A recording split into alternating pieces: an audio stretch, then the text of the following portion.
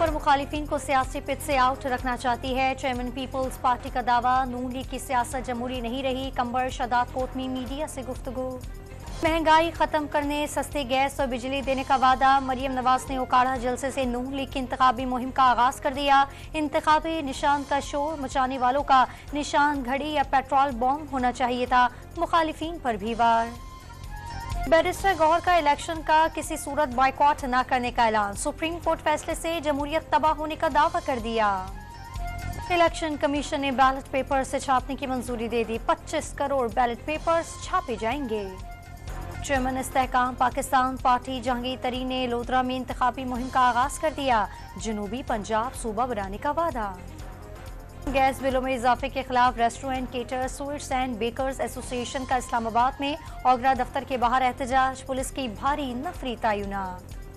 Peshawar high court ने बच्चों के भीख मांगने पर वजीर आला को तलब करने का इंदिया दे दिया। रात 9 बजे के बाद गदागर बच्चे सड़क पर नजर न आए। जस्टिस इब्राहिम खान की हिदायत। रोजान के कबायली इलाके में 2 अफराद के अगवा की कोशिश नाकाम। शहरियों के फायरिंग से मुलजिमान फरार हो गए।